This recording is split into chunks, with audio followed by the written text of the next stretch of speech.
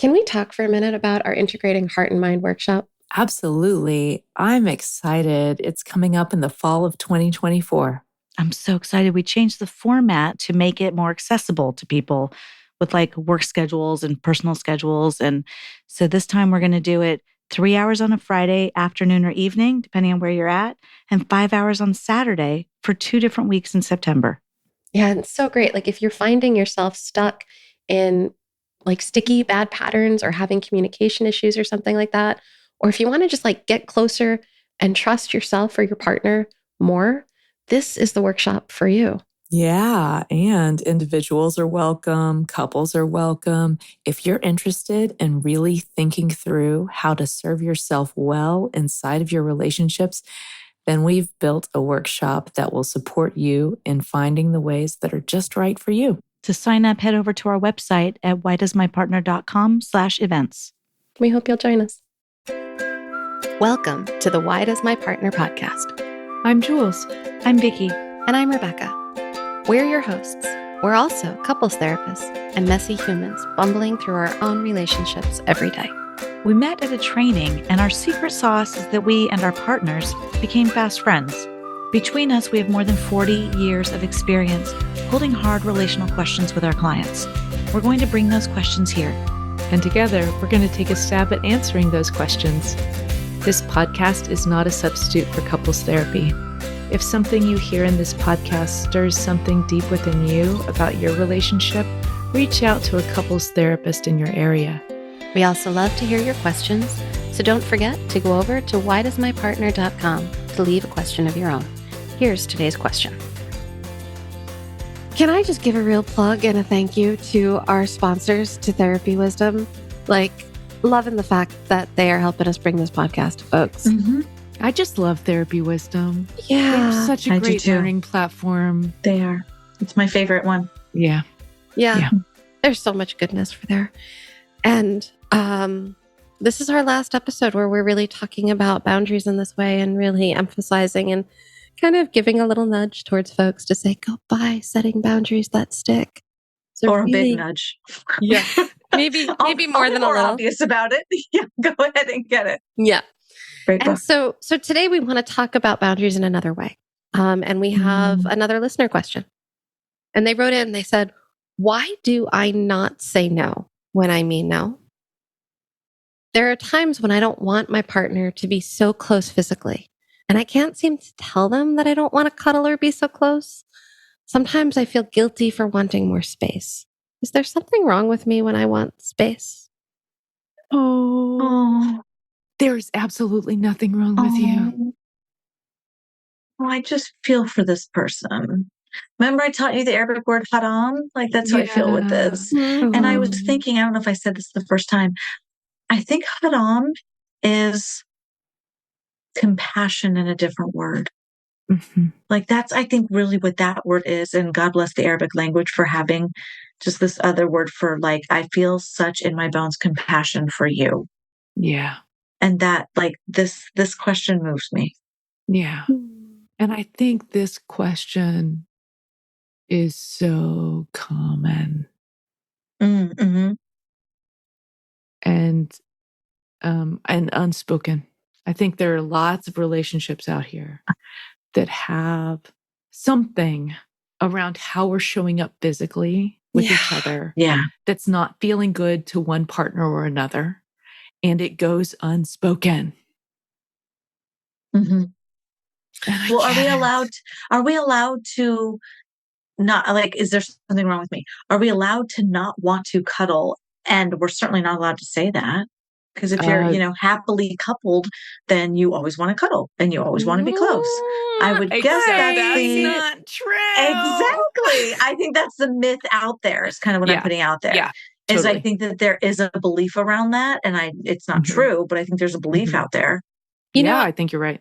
I'm noticing how much I have 2 teens right now, and I'm noticing how much I celebrate when I'm like, oh, I just want to hold and hug them, cuddle them. And they're like, not a chance. No way. Get away from me. Right? Because like those moments are so freaking important because they're helping them establish their right to say like, that doesn't feel okay to me. Yeah. I don't want that. That's not the touch that feels like it's what I want right now. Right. No, mommy.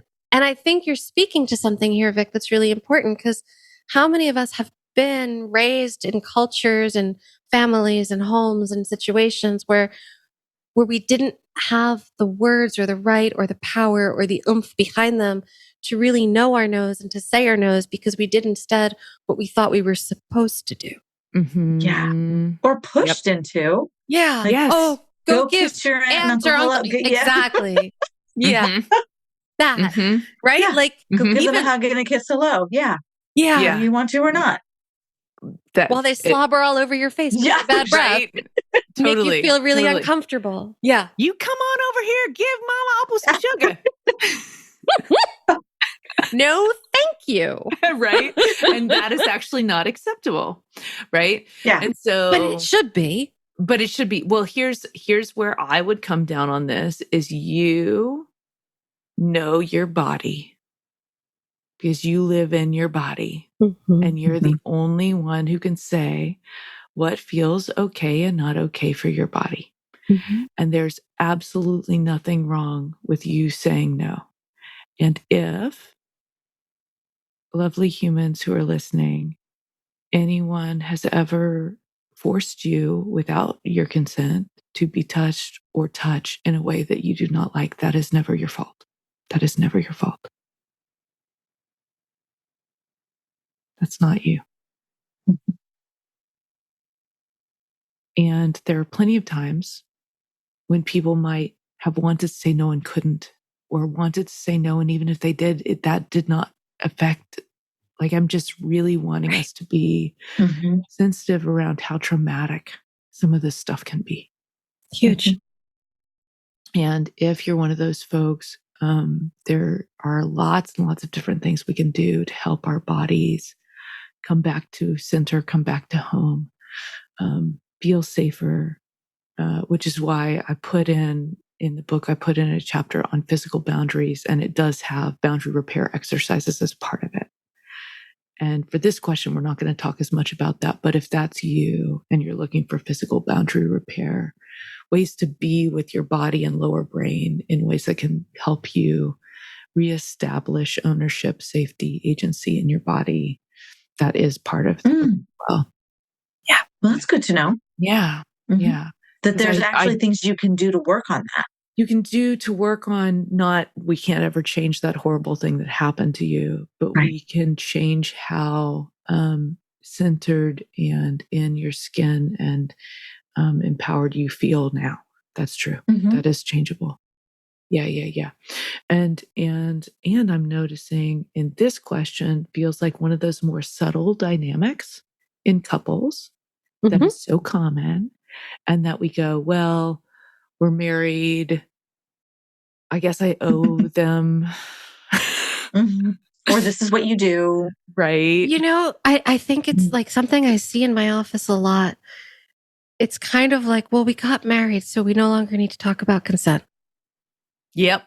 That is BS, people. Is there a term, or am I making this up? I don't mean to sound really ignorant. Is there a term, it's not right, called implied consent?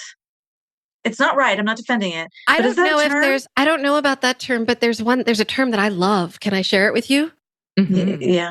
Enthusiastic consent. I was just going to say, is it enthusiastic consent? I just, that was we don't spend a lot of time with you. Yeah.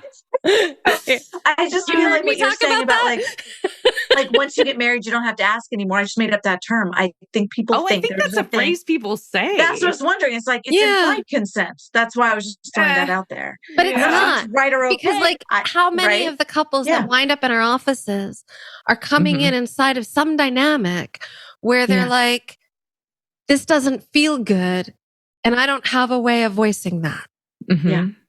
Or they're expecting something of me that I don't really want to do, and so I'm doing it, but when I do it, there's resentment or some disgust or some that's the stuff that's kind of building up underneath. Whereas if we slowed everything down and we made sure that there was actually consent, enthusiastic consent. Yeah. Which means what? Not all of our listeners may know what you mean when you say that. So like, it's not like, yeah, that's okay with me. It's not, well, I could endure that. It's not like, well, maybe. You sound miserable. Yeah. And it's not like, yeah, I guess that, all right. I could go along with that. It's like it's more like, toleration. yeah, No. it's not, I'm not tolerating it. Right. But enthusiastic consent is like, hell yeah, I'd like that. That would feel good to me. And especially when it comes to stuff like sex and physical touch, and physical touch that has nothing to do with sex. This question isn't about that. It's about cuddling or hugging, right? Holding hands, looking at each other. At all. Looking at each other. Yeah. How many couples even have trouble with that sometimes? Of course. Yeah. And I want to say too, dear listeners, for the one who wants more cuddling than is happening, there's nothing wrong with what you want either. Yeah. Makes total sense that you want connection. Of course you do. Yeah. Of course you do. And I just want to be with our folks out there around finding ways to talk about this with your partner, actually using the 6 steps that we talked about earlier to be a little clearer about what you want if you've already had a few direct conversations about it, and then, it's not working. And it's still not to okay. readdress it. Then you can address it with a boundary. I don't start hard conversations with boundary setting. I start hard conversations with direct requests and vulnerability. I only go to the boundary setting once those have failed and something's still not okay with me. Right. I'm backing up even a minute more because I actually start hard conversations with a consent conversation. Oh, brilliant. Yes, right? More. So like, I skip what do you mean? You're 100% right. Yeah, I start hard conversations with like, could we actually talk about something right now that's kind of hard for me? Yes.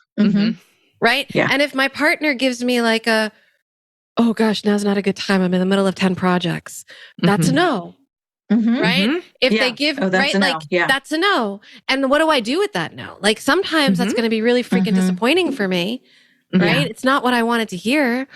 Or maybe you're going to use that compassion gesture and be with you and wonder about how you need to respond to that no.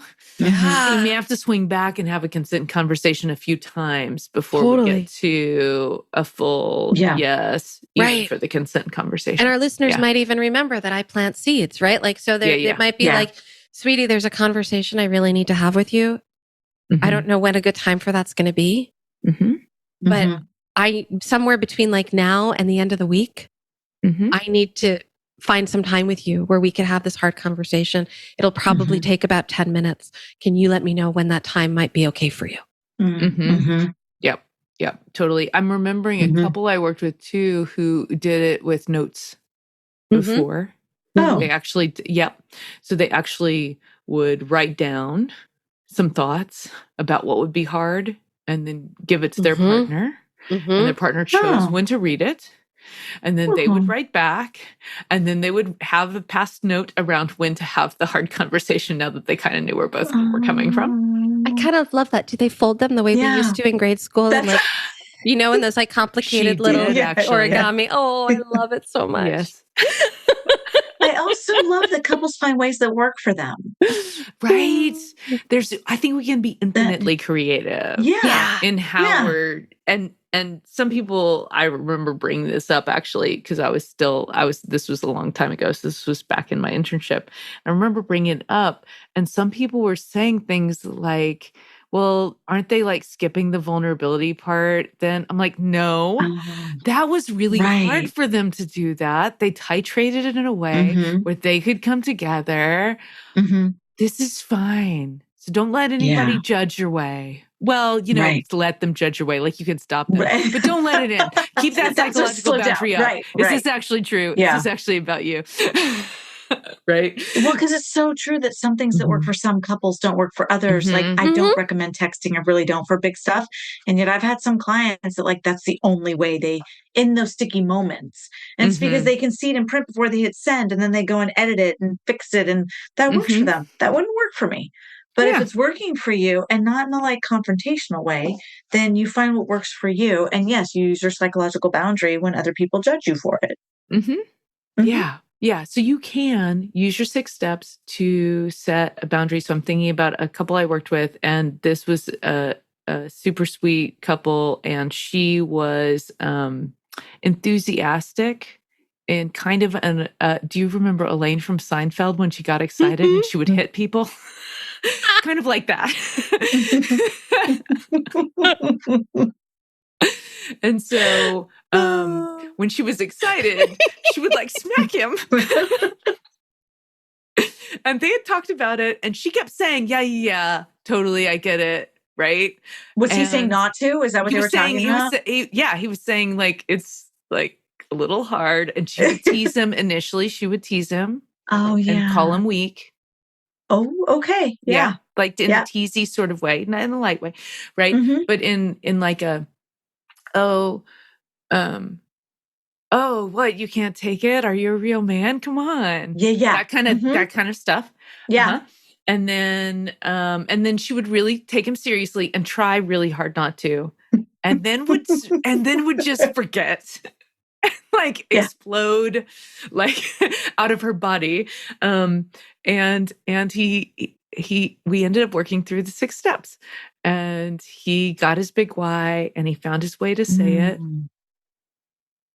And what he ended up doing was he would catch her hand and say, "Whoa, slow down, Elastigirl." And then she would laugh and remember. Yeah. Right? And in some moments, was she slightly disappointed or embarrassed? Yes. Yeah. Some moments were like that. And then that was okay. Right?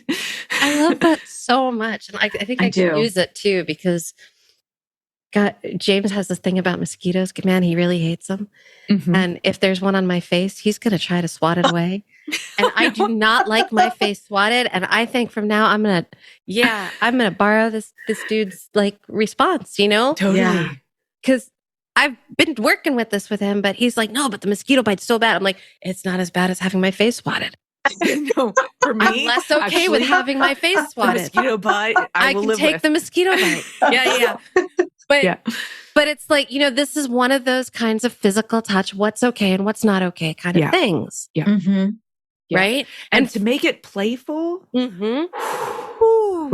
Yeah. Can really help. Totally. It's like, this is a cute, playful conversation. Right, totally. If you have a cuddle thing and you've had a meta conversation about it and your partner hears you, you can use those 6 steps. Yeah. And, you know, do something like, I know, Cuddle Bear, I wish I could tell you I was in the mood right now. I'm not. I'll swing back to you tomorrow and try again, Kay. That does soften the blow. And then let's say partner actually gets a look of disappointment on their face. Don't worry. You've already done step 3, 4, 5, 6, right? You've already made it through. Right. You already are anticipating that possibility. You already know you're about to compromise your boundary. Your next move is going to be to feel guilty and then compromise your own boundary. Don't worry. You already have a soothing plan for that. You use your containment. You use your 2 words. Let's say you use that containing boundary as your soothing plan. It's a really common way to do it. You do that. And then you give them a little squeeze on the arm and say, I know. I wish I could be all you need all the time. I can't, though. And then you move on with your night. Right? And so you can make it a little bit more playful, right? And like not dwelling on it and sticking in it either. That's what I hear. Like, and then you move on with your night. It doesn't have to be like an intense conversation, especially if you've had some of these meta conversations about it. So I'm just thinking about different ways we can really shore up ourselves, because you've got to use your psychological boundary here. When you do not show up for your partner and touch the way they're hoping, we have so many messages. Your partner's carrying messages about what it means to be too needy, about what it means to want touch when it's not welcome, about what it means. Right. We're making up our own stories about what that means, that we're not really meeting them there, right? Totally. And so inside of all of this, inside of all of these meanings, these messages, these things, there's this element of disappointment. Right? And that's really the thing that kind of adds this like, kind of like, is this okay? Kind of pressure. And I have terrible news for everybody about boundaries. Oh, Vic, that face. I wish I could don't put it think I into want to words. hear it. She's saying she has terrible news. Why would I want to hear terrible news? It is really bad. I'm all set. I can tell you why you want to hear it, because I'm going to help us come into reality here. You don't get to set up boundaries and not disappoint people. That's not a thing. It's not a thing. No, you're gonna disappoint people. So simply. No, I know, but it's just so you say so like that's just not a thing. It's just not a thing. Like I'm not telling you that every time you're setting a boundary, somebody's going to be disappointed. Right. I'm just saying you don't get to live a life where you set boundaries and then have no one ever be disappointed that you set a boundary. The opposite of that is you could go through life trying not to disappoint anyone. And won't set boundaries. You won't have set boundaries, and you will have lived your life bending to everybody else's whim and disappointing yourself or leaving yourself behind or not taking care of yourself throughout your life. Yeah. So you have a choice to make. All of this even assumes disappointment is bad. What if it's not? I love disappointment. I love your face right now. What I if literally it's felt not? like a little puppy. I don't know, like is there a cartoon? I don't know if it was Scooby-Doo. But yeah, seriously, I was like, wait, what? How could that not be bad?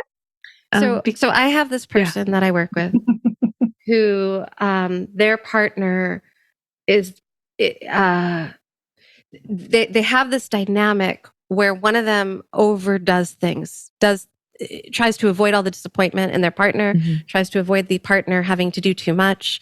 The partner tends to not do a lot, and they're always trying to avoid their partner's disappointment. And it turns out that when they lean in towards the disappointment a little bit and they stop needing to fix it all for their partner all the time, there's a relief that shows up in both them getting the space that they've been craving and needing in their life. And their partner learning what they actually have capacity to do. Okay. Disappointment is mini grief. It's like a different word for grief that we have when it's a smaller thing. Yeah. But there's no way to let myself really want what I want and face the reality of not getting it and not have disappointment be part of that. Of course I'm disappointed. But that's just part of letting that thing go for this moment. Gosh, and there's so many disappointments throughout life. Like every day, I'm disappointed that I don't have more time. I'm disappointed that that I have too much on my plate. I'm disappointed that gosh, that meal tasted really good and my belly's really full, but I really, there's so many different kinds of disappointment that they don't have to break me. Sometimes they just teach me something. I think that is a learning thing. And how do you let something go thing is with that feeling.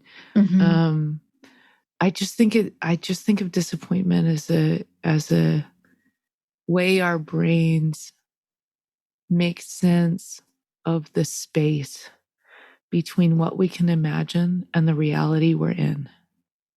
And if you ever want to cross the bridge between those two, you would need disappointment. So I would never want to save anybody from theirs. I'm going to have to replay that. That was quite a statement.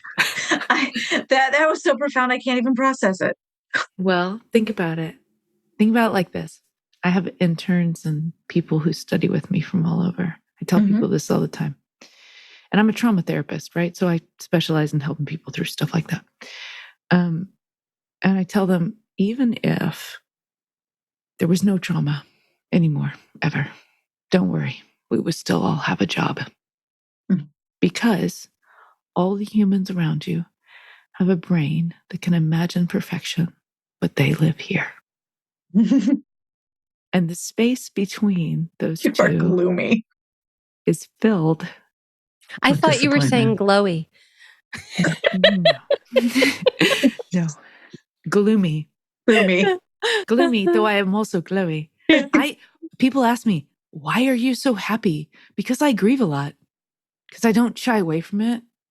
Because I feel the grief as it moves through. Can I interject a small poem? Because it's like rumbling through my soul right now as we're having this conversation about grief. It's by Andrea Gibson. I love them so much. And the poem is called Good Grief. And it goes like this. Let your heart break so your spirit doesn't.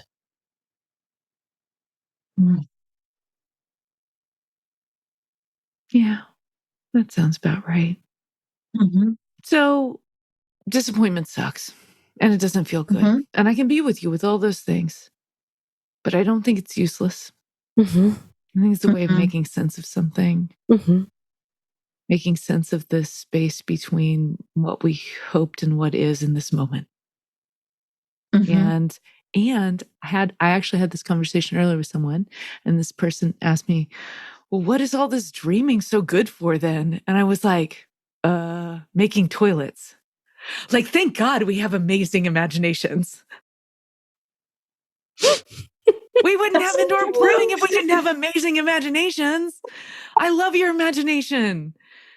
And it's also not always in reality. And sometimes you're going to use that to make reality look like your imagination. And that's so cool. And I'm so glad. And you can't have all of it. And for that, there is this little mini grief that we call disappointment. Yeah. And I never want you to save anyone from that. So as we think about wrapping up this boundary space, which we should do, as much as I don't want to boundary myself talking about boundaries, my publisher kept me to 50,700 words, which was very short for me. I cut out 40,000 words out of the book. They really boundaried me around how I wrote this, which was good for me as a writer. But I never actually want to stop talking about boundaries. And yet we will. We'll hold the disappointment that we won't get to all of the things. Because we talked about like 4 of the chapters, but there are 9. Yeah. So yeah, I just want to like say yes to disappointment, not because it's good or bad, but because it's part of life. And because we want to embrace you coming home to yourself. And how do you do that? You look at me. I'm going to be so clever. You set boundaries that stick. Yes, you do. That was amazing. Well done. Well done. Yeah. Oh, I love it. So I think this is a really good place for us to wrap up and land. And I am just so grateful for our listeners for sticking with us through these 5 episodes in this mini series. And I'm hoping that everyone rushes out and picks up a copy of Setting Boundaries That Stick and perhaps joins us for our Integrating Heart and Mind workshop, joins Jules for her Setting Boundaries That Sticks workshop. There's so many other ways and places to learn more about boundaries and to come on this journey with us. So thank you all for sticking around. And again, thank you to our sponsor, Therapy Wisdom, who helps us bring this podcast to you. Thanks, everyone. Bye. Thank you. Bye-bye. That wraps up this week's episode. Join us again next week for another Why Does My Partner? We hope that you continue to listen wherever you get your audio and that you'll follow the show. To go deeper, join us at one of our workshops. You'll find our next date at whydoesmypartner.com. Did you know you can ask us your questions? Your questions are relational gold. Go to whydoesmypartner.com to either write in or record your question for a future episode. And here are some gratitudes. Thanks to Al Hoberman, our sound editor and podcast production magic maker. Thanks to every one of you who has joined us for our workshops in the past. We've learned so much from all of you. And thanks to everyone who's reviewed the show on Apple Podcasts. Your reviews help others to find the show. Take care of each other best you can. See you next time.